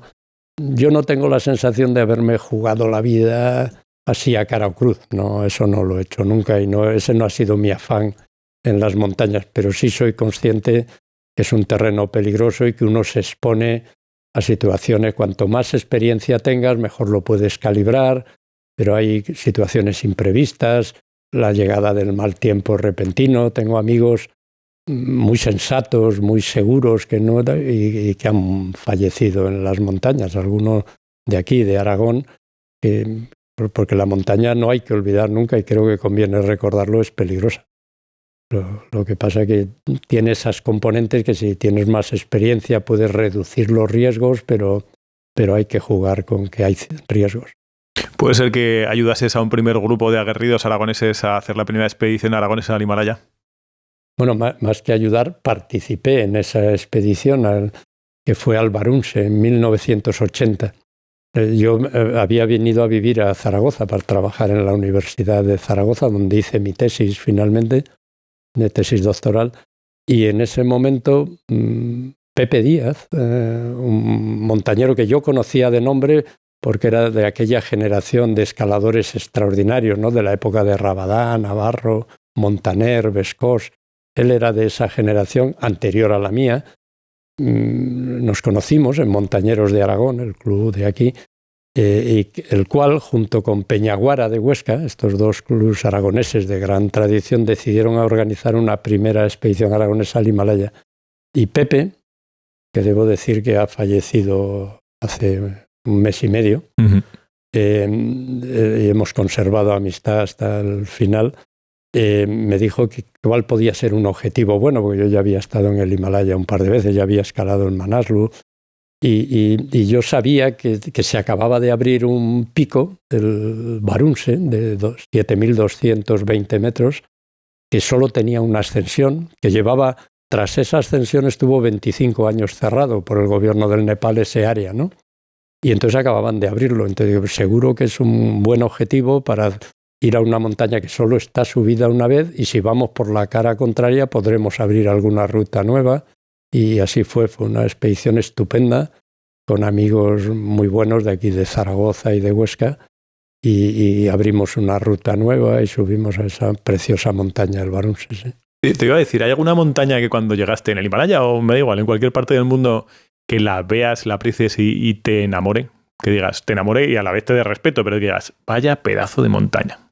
Muchísimas, y eso que digo, yo he tenido la suerte de ir a muchas montañas, pero he ido a cordilleras donde he subido una montaña o dos y hay centenares y miles alrededor, y algunas de ellas dice uno, qué maravilla de montaña, ¿no? Por su forma, por su lejanía, que no sabes ni el nombre a veces, ni si ha subido alguien.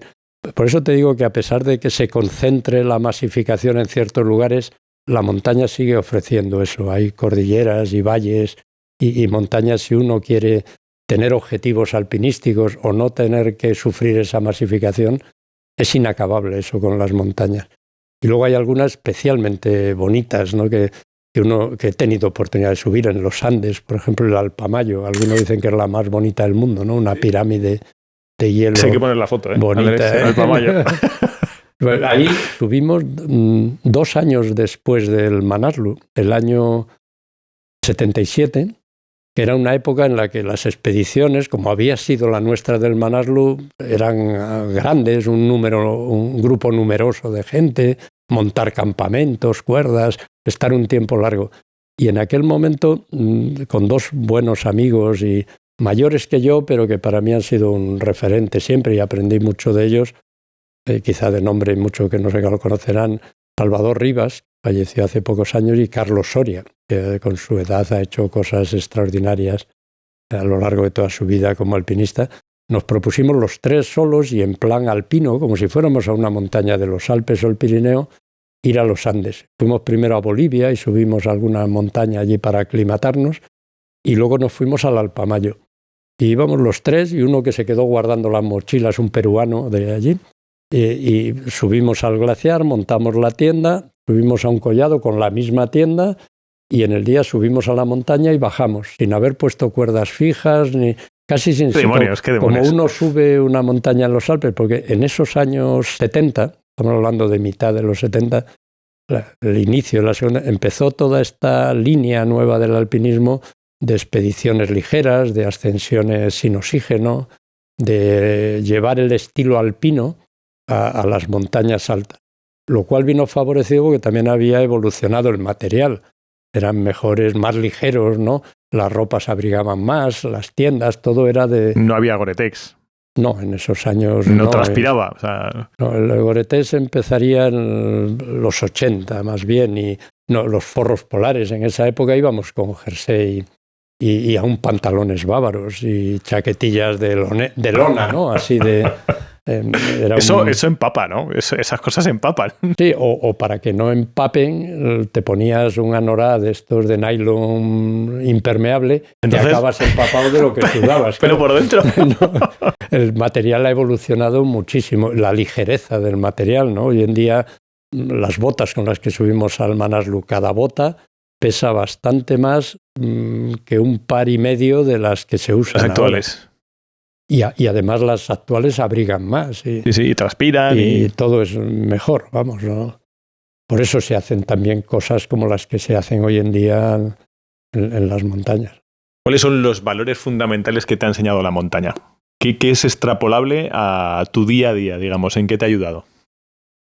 Bueno, quizá, no sé, no es fácil sintetizarlo, pero en las expediciones largas y compartiendo objetivos de este tipo complejos, con compañeros que percibes que hay que hacerlo en equipo, ¿no? Y que allí percibes muy bien cómo es la gente, ¿no? Cuando es generosa, tiene comportamientos más egoístas.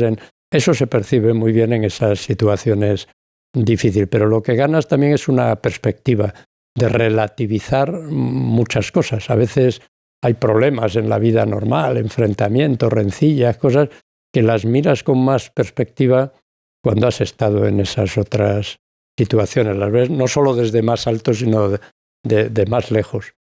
Y tú mismo te conoces tus límites y tu manera de comportarte mejor y a través del reflejo que te dan los compañeros de ello, ¿no? Cómo te perciben y cómo... La montaña, aparte de haber disfrutado y disfrutar cada vez que voy, no lo pongo en pasado, me sigue ocurriendo.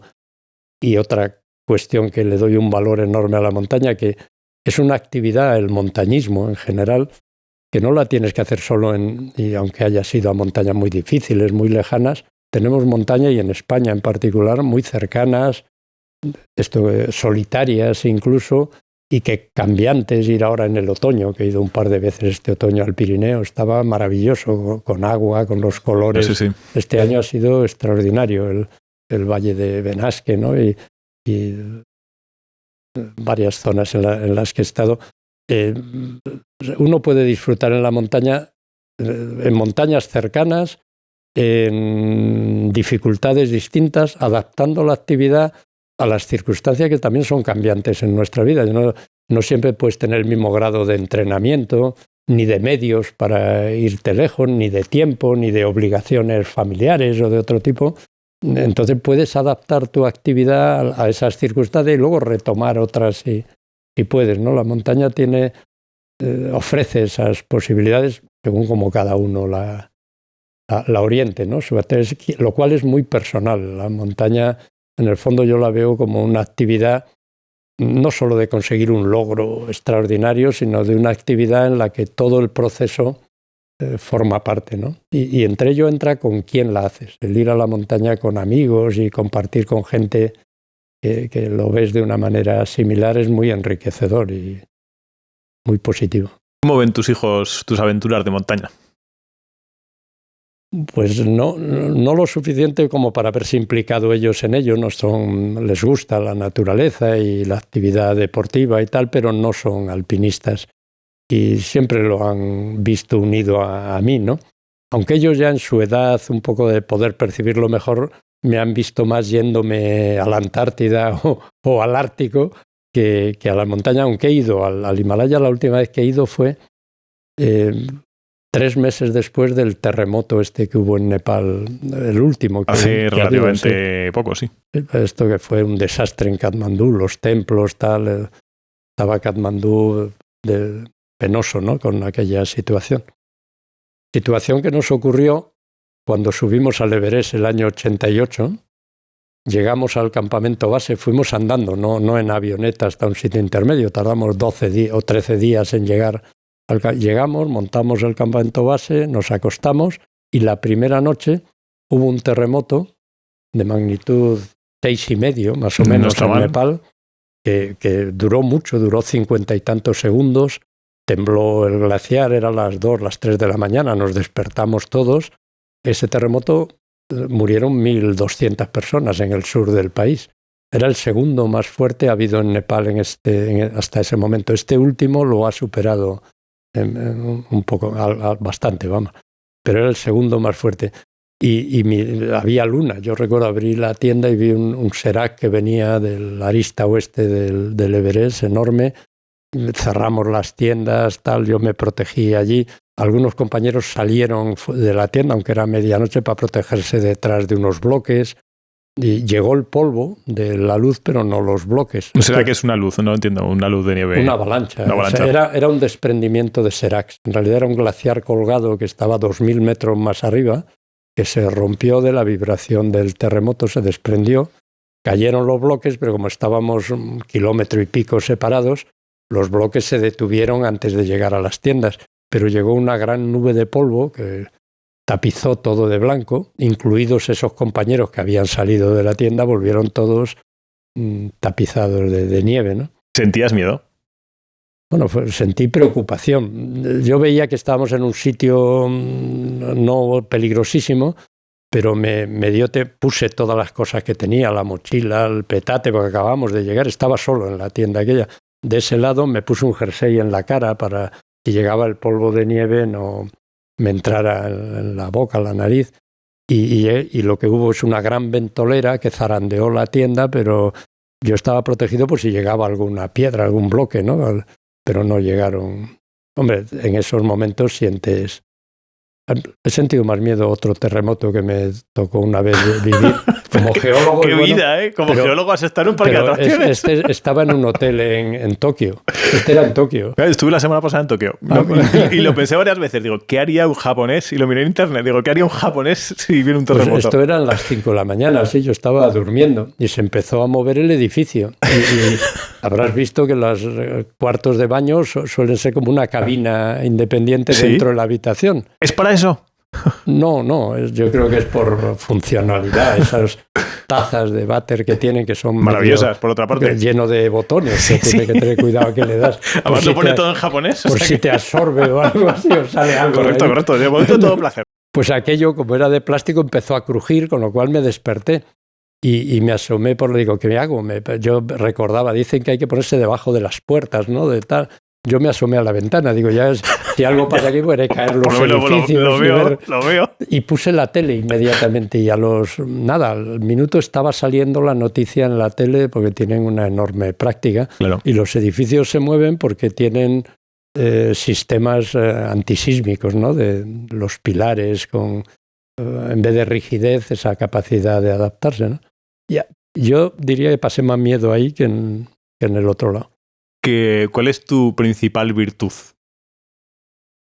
Pues no sé muy bien. No, yo voy a decir, quizá, quizá la templanza podría ser una, pero ¿cuál crees que es? No, quizá una de las cuestiones que tengo es no sé, diría la capacidad de interesarme en cosas que me tomo, las cosas que me tomo seriamente. Y no me sale la palabra ahora, quería decir, la constancia, digamos. A veces, cuando en algo estoy implicado, por eso a veces me cuesta, me proponen o me dicen hacer algo que me desvía en otro terreno. Hay cosas que me apetece mucho hacer, pero que son un terreno distinto, y como ya estoy suficientemente involucrado en ciertas cosas y el tiempo ya he aprendido que no es elástico, me resisto a abrir otros frentes, porque sé que si lo abro me voy a meter en aquello en gran medida. Entonces, en principio me resisto y luego me meto, me suelo ver muy metido, porque sí tengo yo creo esa característica, ¿no? De lo que me meto seriamente. Y has aprendido a decir que no, por lo que veo. Sí, renuncio a ciertas cosas, pero lo digo más que no ahora últimamente, más que antes. ¿Sí? Porque antes me creía que el tiempo era más elástico. ¿Sí? A mí me sigue pasando. Que vamos a cambiar un poco de tercio. Nos gusta, tenemos una pizarra en la que ponemos una trayectoria que imagínate que continúa, porque tú aquí en la línea del tiempo tienes más tiempo. Pero estos son un poco la línea de tu vida, digamos. Y sí que les pido a los invitados que me escriban un par de momentos con las caritas sonrientes en las que has tenido satisfacción de veras, has tenido éxito, ya sea en cualquier ámbito personal o profesional, y 2 momentos más durillos, ¿vale? Entonces te dejo la pizarra. ¿Momentos quieres decir? Momentos vitales en los que has considerado que has tenido satisfacción, digamos, y 2 en los que has sido más durillo. Esto es de 0 a 10 años, a 20, a 30, a 40, a 60 50, y más. Yo llego más allá. 60 y más. Pues momentos, pero claro, a esta escala que tiene que suponer años. No es geológica. No, pero supone años. Eso es. Años en los que tendría que poner que no he estado contento. Más o menos. Pues yo pondría esto, así. ¿Cómo lo pondrías? Pues que quito las rojas, porque me siento afortunado. Yo creo que he tenido una vida más bien satisfactoria. Me he relacionado con gente con la que he estado a gusto. Naturalmente ha habido momentos críticos en la trayectoria profesional y en la personal. Ha habido momentos, pero si lo tengo que poner a esta escala de lustros o de décadas, no recuerdo así un periodo prolongado en el que me haya sentido desafortunado, mal, triste, que lo vea como una etapa negativa en mi vida. ¿No? En eso quizá, en eso que dices de mis características, tiendo más a olvidarme de lo malo y a recordar lo bueno. No me quedo centrado en las cosas negativas o las personas negativas, tiendo a olvidarlas más. Y entonces a veces me parece que todo es mejor de lo que es. ¿Cómo afrontas las desgracias? Porque al final una vida está llena de desgracias personales, digamos, es como las afrontas, yo creo. Pero ¿cómo las afrontas? Los momentos duros, ¿cómo te gusta afrontarlos? Claro, es que de momento, si son cosas puntuales, intento contextualizarlo, ¿no? Saber que esas cosas, intentar entenderlas, ¿no? Y saber también por los referentes que uno tiene, que son cosas que pasan, que de las que hay que superar, ¿no? Que una vez que han ocurrido hay que sobrellevarlas y que la vida tiene que seguir. Y que si uno se queda anclado en esos aspectos negativos y dándole vueltas y demás, no va a tener efectos muy positivos. Pero procuro superarlo lo antes posible. Por eso quizá me sale esto ahora, que ahora mismo no recuerdo. Fantástico, eso es un buen ejemplo. Etapa muy... ¿Y esas dos etapas, digamos, coinciden con algún momento en el que te has encontrado satisfecho de verdad? ¿Dónde lo he puesto? Sí. No, lo he puesto tirando hacia la edad, por aquí, pasado los 20, porque es cuando soy más consciente, pero también lo recuerdo, mi época de estudiante y en la universidad. Y yo he disfrutado, he tenido la suerte de estudiar algo que me ha gustado, me gustó estudiarlo y me sigue gustando haberlo estudiado. Y que me ha permitido en una medida, siempre con eso es complejo y no siempre lo he podido en toda la medida, porque los trabajos son los trabajos y las aficiones a veces no coinciden, pero en mi caso han podido confluir bastante. También no es solo que se haya producido por casualidad, uno lo busca también. Yo llegué a la Antártida porque me gustaba ir a la naturaleza, a las montañas, a una naturaleza dura, hostil incluso, ¿no? Y entonces la Antártida encajaba con mis gustos y mis aficiones y la preparación que tenía de otros terrenos. Y todo ha sido progresivo y he ido encontrando en mi vida gente muy positiva, de la que he aprendido muchas cosas, con las que me ha gustado compartir las cosas en el ámbito alpinístico, en el ámbito laboral y en el ámbito familiar y personal. Y estoy contento con mis hijos y vamos, me siento que he tenido una trayectoria afortunada, creo. Qué bueno. Te voy a poner un vídeo, ¿vale? Para que lo comentes. Se lo pongo a todos los invitados para que lo comentes. Es un vídeo muy cortito. A mí me gustan los negacionistas, los que dan la cara, los reales, los que dicen, yo soy negacionista y te lo demuestro. Ejemplo. La persona que va a una churrería y desayuna un croissant. Digo, ¡ole! ¿Qué opinas de los negacionistas? Bueno, aparte de Javier Cansado, que para mí sería un invitado excepcional para el podcast. Cuando dices negacionistas, te refieres fundamentalmente al cambio climático. Sí. Hay de todo tipo, hay terraplanistas, hay negacionistas. Los terraplanistas, pues que afortunadamente son una minoría.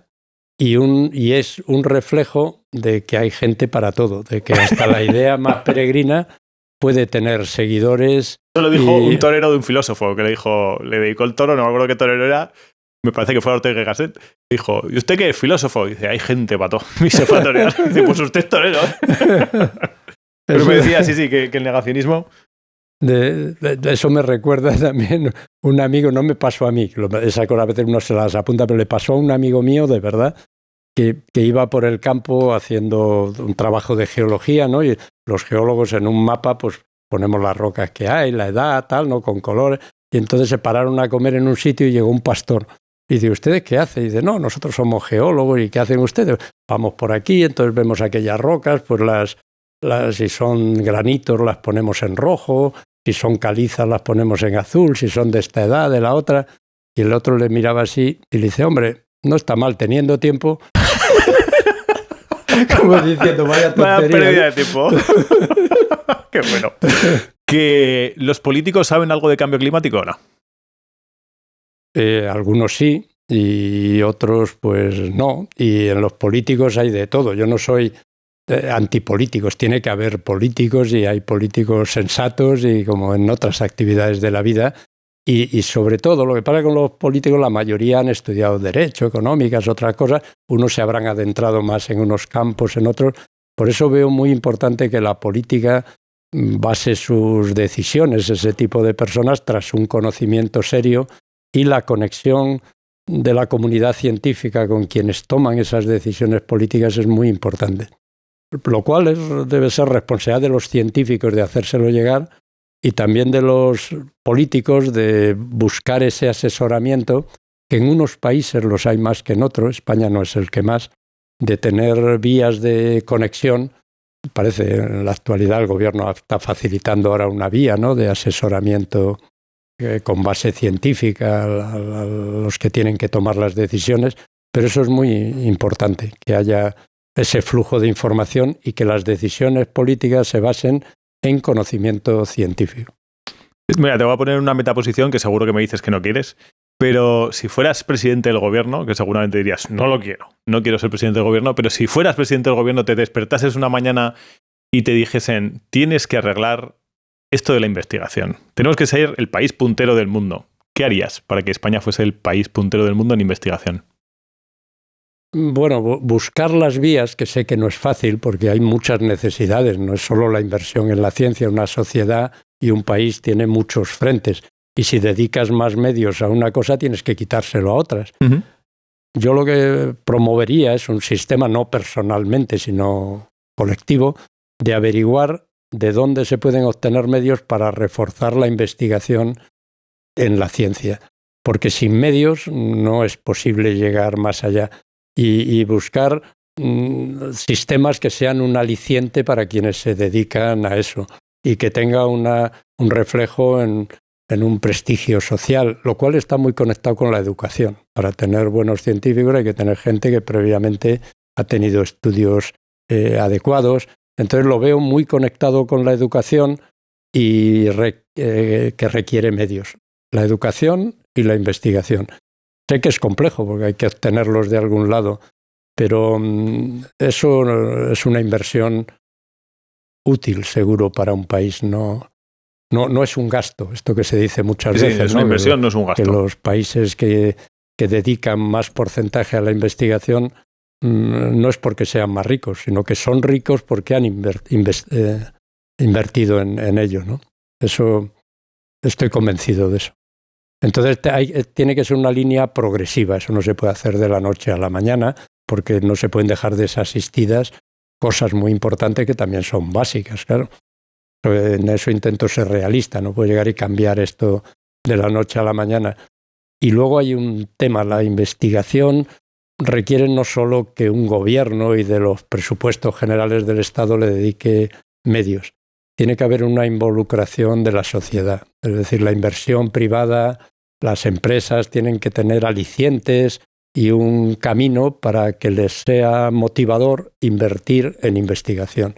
Porque a la larga será algo que no hay que ir fuera a comprarlo, a adquirirlo, serán patentes. Al final es un tema bueno para todo el país si lo colocas en la prioridad adecuada, ¿no? Que a todos los invitados les hago un test rápido para que me elijan rápidamente entre dos opciones, ¿vale? Entonces te voy a ir haciendo, a ver, son 3 preguntas muy sencillas, pero ¿coche eléctrico o combustión? Si lo prefiero o si lo tengo. ¿Cuál? ¿Qué elegirías? ¿Coche eléctrico o combustión? Hombre, creo que yo prefiero eléctrico, pero en este momento, y lo que tengo es uno híbrido, que me permite no quedarme tirado, porque tampoco es de los que dura muchos kilómetros, entonces me sería un problema.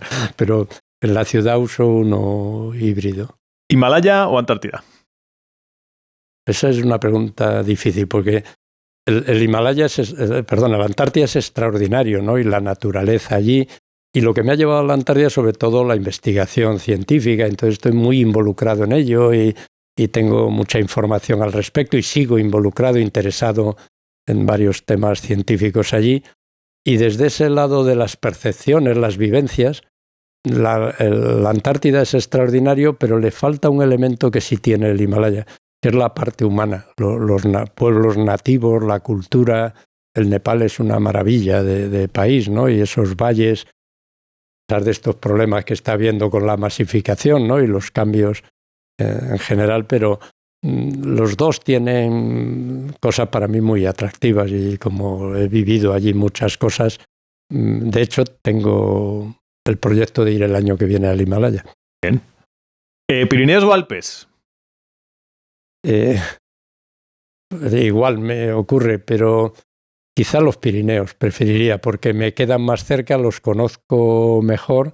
Son más altos los Alpes y tienen glaciares más grandes, pero los Pirineos son una maravilla y los tenemos aquí. Muy bien. Que esto se llama morir de éxito y me gusta que hagáis definiciones del éxito y demás, pero les pido a todos los invitados que traigáis un objeto con el cual os identifiquéis y con el que represente algo. ¿Tú qué has intentado traer? Sí, bueno, esto me lo habías dicho, que trajera algo. Sí. Lo anterior no, todo esto de la pizarra y estas cosas. Me gusta poner en bretes a los finales. Son improvisadas. Y entonces lo pensé cuando me dijiste, trae algo. Y yo digo, ¿y qué llevo? Porque tengo cosas que me recuerdan a personas, a ciertas expediciones más parciales, la Antártida, una tal expedición. Y entonces digo, bueno, y vi en mi casa una cosa que tenía no muy a desmano y cogí un martillo piolet, corto así, porque lo cual era transportable para venir, que en esa expedición que hicimos al Karakorum en 1989, que fue la primera que se adentró española en el glaciar de Baltoro, que fuimos al Broad Peak, íbamos subiendo en la parte ya alta, no llegamos a la cumbre al final, pero ya bastante arriba, 2 compañeros y yo íbamos atados con una cuerda muy fina. Iba uno delante de mí, luego iba yo y detrás venía el otro, íbamos los 3 a la vez, aunque la pendiente era considerable, pero no tremenda. Y de repente levanto la cabeza y mi compañero, que iba, no sé, 8 metros, así 10 delante de mí, veo que se le sueltan los crampones y empieza a deslizar y venía a mi lado, ¿no? Resbalando por la ladera. Y abajo había 2000 metros de caída hasta el glaciar. Y entonces yo llevaba ese martillo piolet y instintivamente lo clavé, puse el pecho encima, pasé la cuerda por encima y digo, a ver si esto resiste. El martillo clavado ahí, la cuerda, y afortunadamente resistió y se paró y seguimos subiendo. Y lo traía. Y llego al AVE, porque he venido a Zaragoza en el AVE, y lo paso por la mar. Yo pensaba en los aviones, ya sé que hay problemas con esas cosas, pero en el AVE no había caído yo en eso. No, llego, pasa por la mar y me dice, ¿a dónde va usted con esto? Esto no se puede llevar aquí. Y yo digo, pero hombre, esto... No, con esto. Y digo, ¿y qué hago? Y dice, pues vaya a las oficinas. Y a ver, voy a una oficina, luego a otra. Yo veía que perdía el tren. Y me dicen, pues esto no va a poder ser. Y digo, y bueno, hay una taquilla por aquí para dejarlo. Y dice, no, pues se lo dejo a ustedes. No, aquí se le va a perder seguro. Y me dice, bueno, hay una empresa ahí que tiene unas taquillas, porque aquí estamos en obras y no hay taquillas en toda la estación. Y tuve que irme a la calle, cruzar 2 manzanas e ir a una cosa automática. Llamé antes. Y que hacer un código y todo. Allí no había gente. Espero que cuando vuelvas a Madrid esté la cosa eso espero, en su pero sitio. Funcionó. El código aquel lo metí allí, se abrió una puerta, allí había taquilla grande, pequeña, pagué antes con todo aquello me llevó un rato con el móvil. Y allí está mi martillo piolet. Y entonces había pensado otra cosa, digo, la voy a llevar por si acaso, sobre todo pues, que tiene algunas fotos que a lo mejor te venían bien filmar alguna o así. Una cosa que tengo aquí que he traído como plan B, porque tú mismo me dijeras que preferías. Este libro, que se llama Recuerdos de cuando nos conocimos, y pone mi nombre.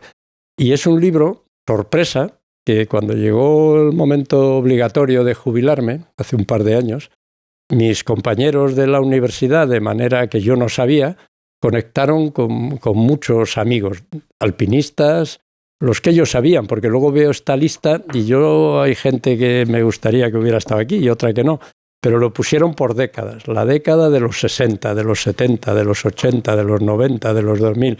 Y entonces un grupo de gente y fotos aquí de cuando yo era niño y alguno que me conoció en cada una de esas décadas, cuenta cómo nos conocimos, en qué circunstancias y los recuerdos que tiene de cosas. Y la verdad que me ha apabullado un poco, ¿no? Y el leer las cosas que ponen, si algún día me encuentro con la moral baja, lo releeré ciertos tramos, porque hay gente que han sido estudiantes míos, que les dirigí la tesis, gente en las que estuve una etapa y luego no, con las que hice alguna actividad.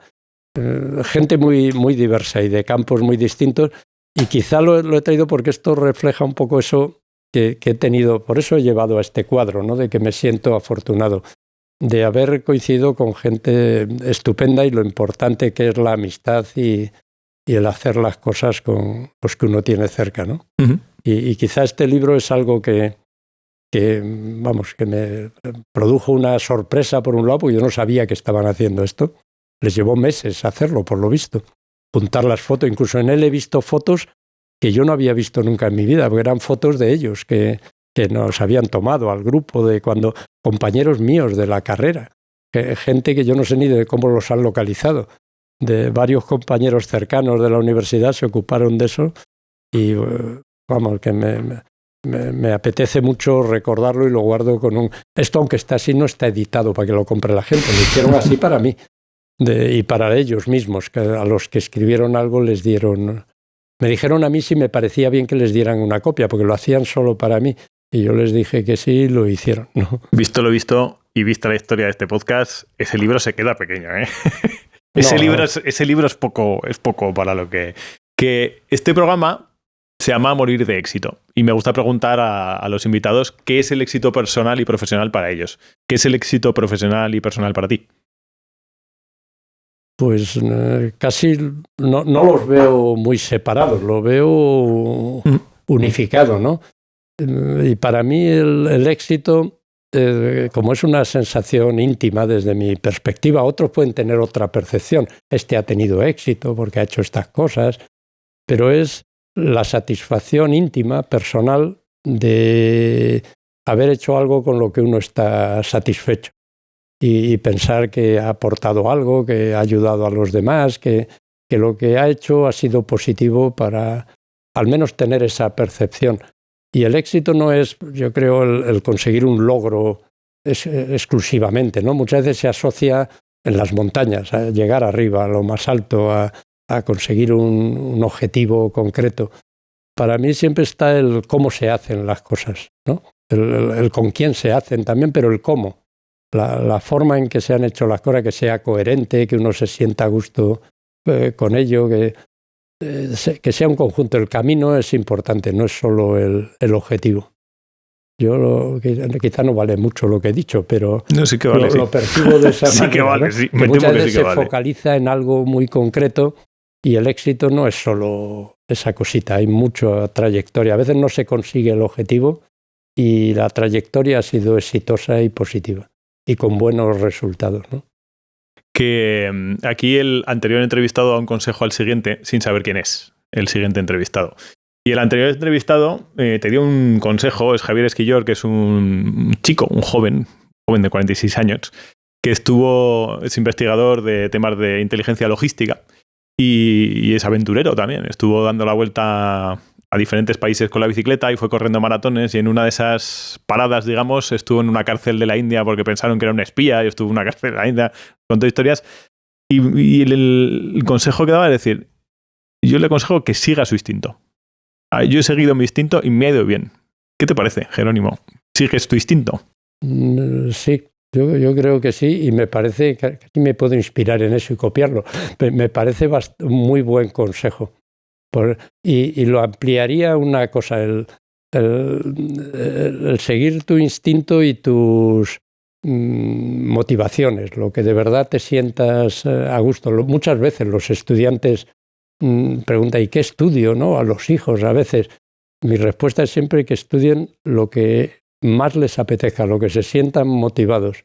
Da igual eso de pensar que es lo que va a ser más productivo, con lo que uno va a ganar más dinero. Lo mejor es hacer algo que a uno le guste, algo en lo que se sienta motivado y un trabajo se convierte casi en algo que no es trabajo, sino que es algo por lo que te pagan haciendo algo que te gusta. Y llegar a eso es quizá lo mejor de todo. Y lo del instinto, a mí a veces me ha pasado, me he encontrado en encrucijadas que me han propuesto hacer algo en lo que iba a ganar más dinero, en lo que tenía una perspectiva profesional más segura, ¿no?